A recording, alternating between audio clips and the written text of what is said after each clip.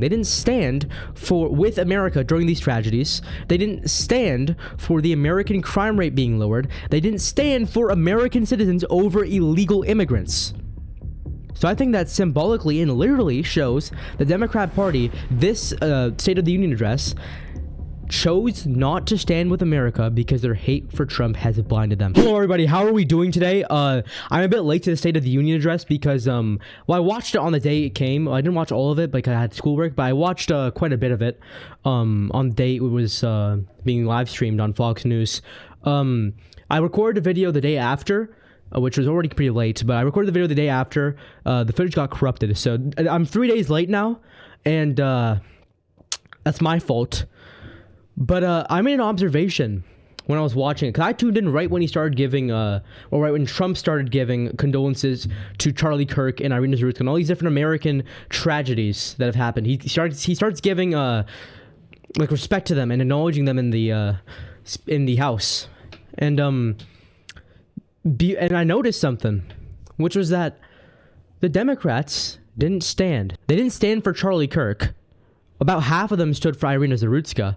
Pierre Poilievre gave a speech, which I'm going to talk about next video, but I think it was a pretty good speech too. But anyways, the State of the Union, I think, was Trump's best speech in recent history.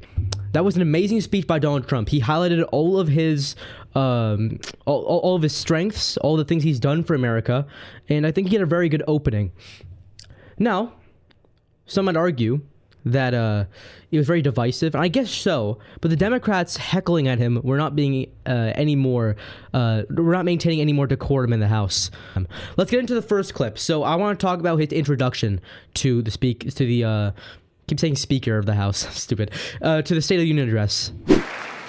Members of Congress and my fellow Americans, our nation is back, bigger, better, richer, and stronger than ever before. Less than 5 months from now, our country will celebrate an epic milestone in American history, the 250th anniversary of our glorious American independence. This July 4th, we will mark 2.5 centuries of liberty and triumph, progress and freedom in the most incredible and exceptional nation ever to exist on the face of the earth. And you've seen nothing yet. We're going to do better and better and better. This is the golden age of America. Okay, so he has a great introduction that sets the tone and the theme of his speech going forward. So he starts off saying, you're kind of like with a bit of an Obamian rhetoric, saying, my fellow Americans, gathered both here and in your homes, or he at least implies that part. So I think that was a pretty good, or pretty strong introduction. And then he starts going off talking about about his promises and how he's going and how we're in the golden age of America. That's the theme. That's a pretty good start to the entire thing. I think that's going to. I think that puts him on a bit of a pedestal, at least rhetorically. This is a very strong intro, with a kind of prosperity-filled backbone to it. So I think that's, and he's gonna clarify certain parts of it later, like break it up into pieces, and then break it up into even more pieces and talk about specific metrics, which I think is going to be a very, very strong opening. When I last spoke in this chamber 12 months ago, I had just inherited a nation in crisis with a stagnant economy, inflation at record levels, a wide open border, horrendous recruitment for military and police, rampant crime at home, and wars and chaos all over the world. But tonight, after just 1 year, I can say with dignity and pride that we have achieved a transformation like no one has ever seen before, and a turnaround for the ages. It is indeed a turnaround for the ages. Okay, so as I said, after he does something a bit kind of brief, a brief explanation, a kind of skimming through, he goes in and expands on it, and then expands on that again. And I like how he finishes his sentences. So he lists a bunch of different things, and then he ends it off with a summary of what he believes, that shows the contrast of before and after, the golden age. There must have been a time where there wasn't a golden age, and now we're in the golden age. The turnaround that's never been seen before, there must have been a time to turn around from. And he lists all the different wins before he does that. So that he's going back again with the prosperity thing, which I think is beautiful and a very great way to frame this speech. So he starts off saying, he talks about all these different metrics: homelessness, out of control, a wide open southern border, crime soaring through the roof, and a destroyed economy. And he lists a few more things. So that's a bunch of that's a preface for what to turn around from. And then he says, yeah, no, we've turned around. Look at our country now. And he's right. The single largest single-year drop in crime in 20 years, down 22%. The GDP is exploding. Jobs are going 100% to native-born Americans, and the job market's doing okay. The S&P and the Dow are doing amazing. I know Pam Bondi said that when she was talking about those crazy files. Anyways, and yeah. He is, and again, policing is getting a lot more funded. Obviously, the ICE, all these federal agents, a lot more funding for them. And the economy, again, is back on track. So yeah, he is standing up to what he said he was going to do, and he's showing his wins, but he's being very brief with it. Extremely vague. A little less vague, a bit more a bit more explanation, and he's talking about specific different things, like broad sectors, like the economy and crime, etc. And he always ends it off with the same finisher, just different wording. And now he's going to go into the specifics. Thank you.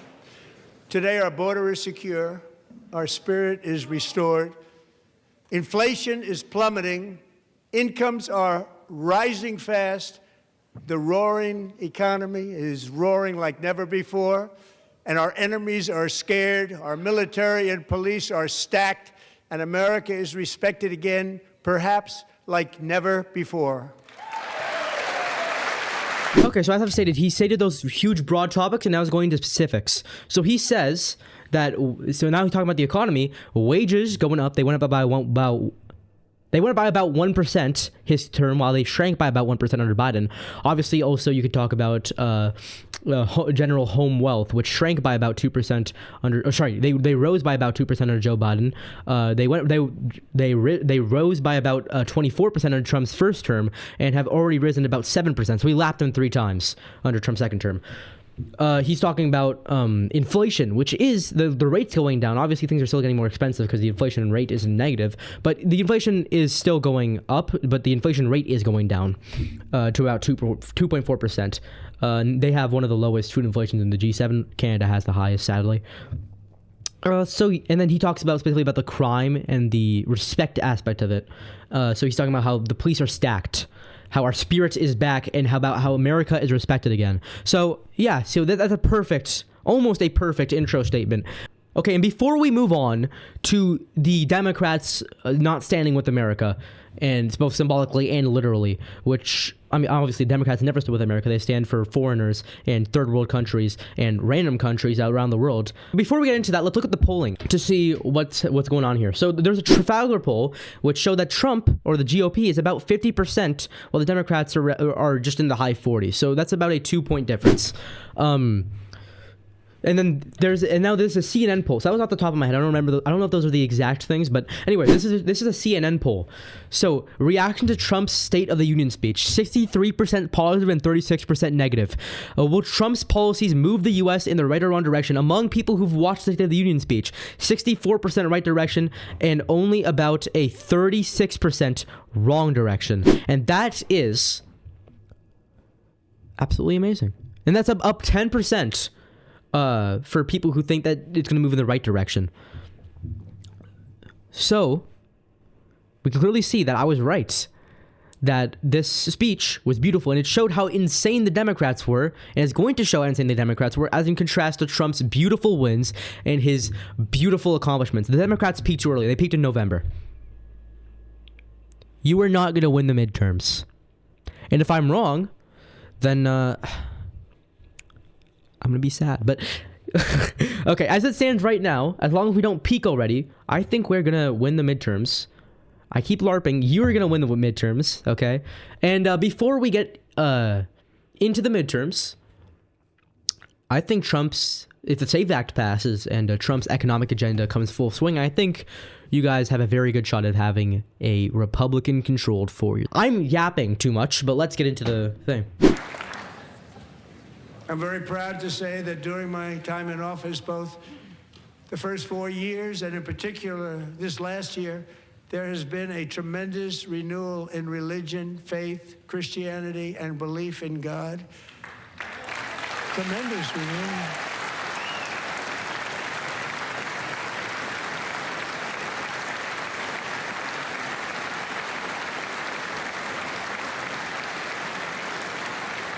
This is especially true among young people, and a big part of that had to do with my great friend, Charlie Kirk, a great guy, great man.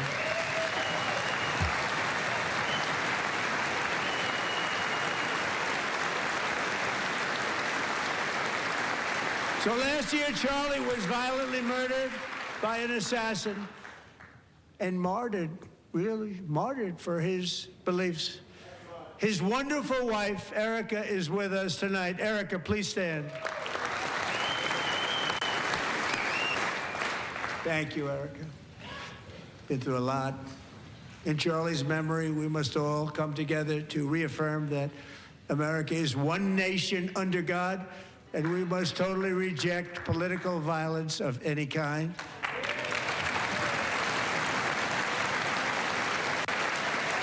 I think that's absolutely great. He says the religion is coming back, Christianity is coming back, faith in God is coming back. Amazing. Yeah. That's a great thing, actually. A society cannot stand without a objective moral standard. It cannot survive without Christianity. At least a Western society cannot. It's not like there's many societies outside the West to look on, but the Western society cannot stand without Christianity and its strong moral foundation. And it's coming back in groves. There's a Gen Z revival in religion, and that's a great, amazing thing because, again, it's weak men who create horrible times, and it's sacrilegious men who are weak. So he then attributed this to Charlie Kirk, which is obviously true. The youth revival in Gen Z and conservatism is because of Charlie Kirk. And he says, hey, look at Charlie's with everybody. She's in the crowd. Let's all stand and give her some respect. And according to John Fetterman, no, not many Democrats stood, and that's absolutely repulsive. Who does not stand for a widow, in his own words? But that proves that the Democrats, if they're not willing to stand for a tragedy which happened on American soil, if they're willing to lie about Charlie Kirk and call him a racist, elected Democrats are doing this. AOC did it. Then what on earth are we doing? You're not serving America. Charlie Kirk was more of a patriot than all of you other than John Fetterman combined. Okay? And Charlie Kirk did not deserve to die. Charlie Kirk should be respected, at least if you don't even agree with his political views, with at least a stand up. You don't have to clap. You can just stand up in respect of his widow, right? So yeah, the Democrats are absolutely abhorrent. They're not standing with America during tragedy. Why would they stand with you when you are facing hardship? Trump reasserts that America is one nation under God. And you see, the parliament... I'm too Canadian for this, bro. The House is chanting Charlie's name. He says that Charlie Kirk is a martyr for his beliefs, and I think his martyrdom will be successful in 20 years. Okay, there'll be some jokes. It won't be to the extent of what these different transgenders and leftists have imposed upon us, these commies. But he's 100% going to be a martyr, given like 100 years, 50 years, whatever. But until then, we must keep reminding people that Charlie Kirk was martyred for his beliefs, and his beliefs that half the country identify with.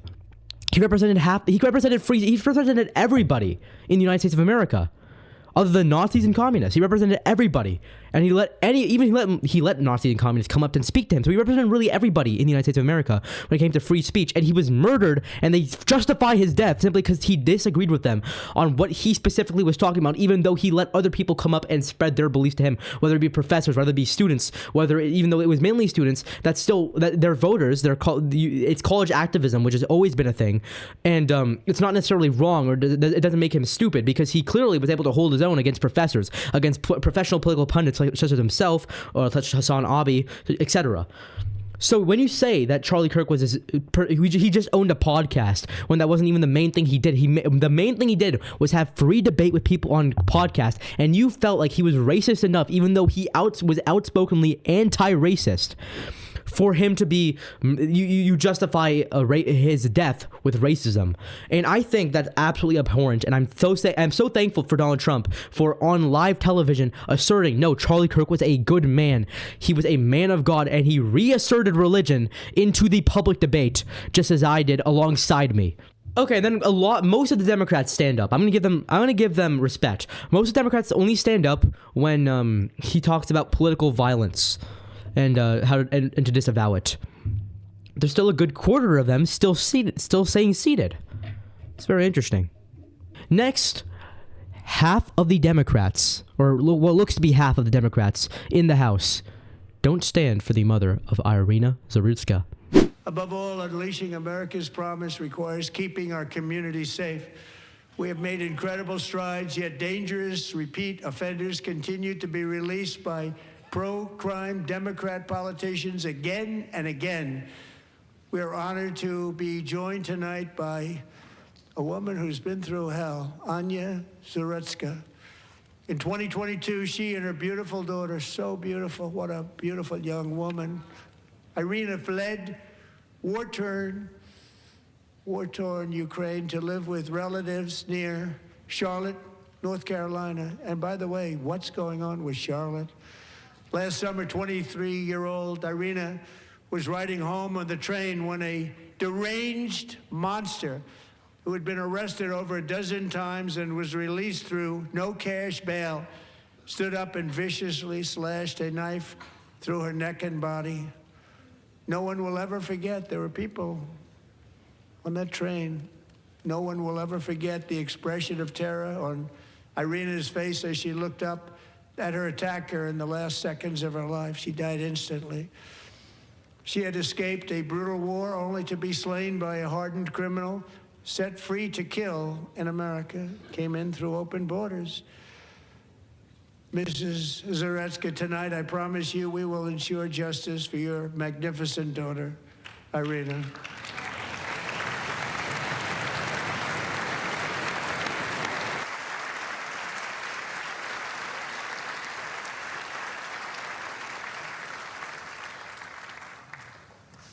How do you not stand?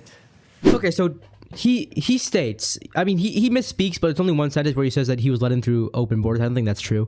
But the guy was let out of jail over 14 times by Democrat activist judges. And the Democrats still they have no accountability. They can't stand and admit when they're wrong and have respect for victims of their policies. Half of the Democrats in that stadium do not stand. I agree with Trump. That is disgraceful. How do you not stand? It makes no sense to me. It makes no sense to me how you could ruin a whole family's life with your outrageous policies of just letting criminals out with no cash bail, free on the streets, no matter how bad their crime was, simply for your activism or for whatever political motive you have. And yeah, rehabilitation almost never works, and of course you need to be either put in prison, or if you killed someone, you need to be hanged. But they still don't stand for the mother of someone who was murdered. She was a innocent woman. She's not even a political kind of a victim. She's not someone who spoke in politics at all. In fact, she agreed with the Democrats. But her killer was let out by Democrat policy. That's the only reason why it's political. And the Democrats still can't stand for someone who was just innocently on a train being stabbed in the neck. If the Democrats have policies that let these people out on the streets and endanger your life, and then when you die, they don't even have the respect to stand for you in solidarity, at least half of them don't, then how can you trust them to stand with you when your country is in times of crisis? If your hate for Trump blinds you to the point where you start hating America too, and your hate for Trump overrides your love for America, then you should not be a politician. The Democrats have proven to not stand with America during times of tragedy. Starting last summer, I deployed our National Guard and federal law enforcement to restore law and order to our most dangerous cities, including Memphis, Tennessee, big success. New Orleans, Louisiana, big success. And our nation's capital itself, Washington, D.C., where we have almost no crime anymore in Washington, D.C. How did that happen?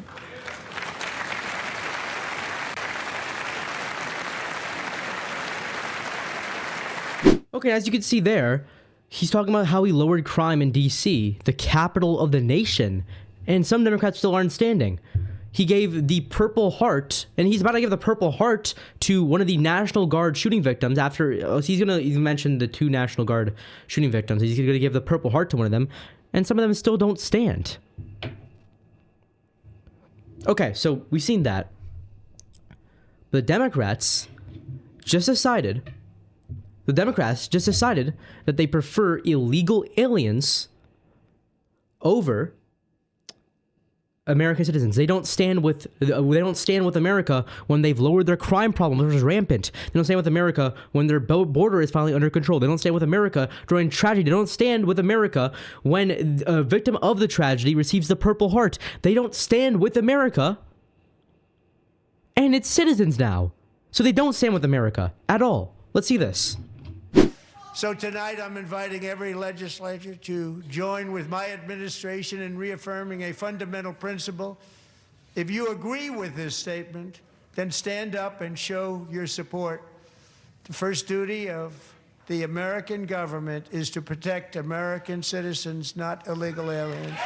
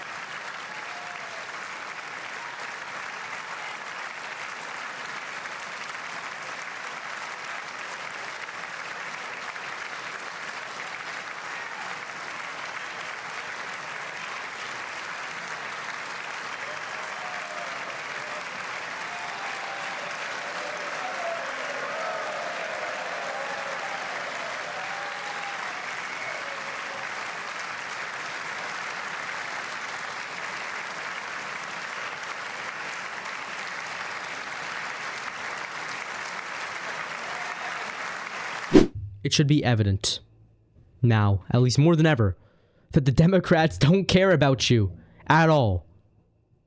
They only care about their foreigners and their donors.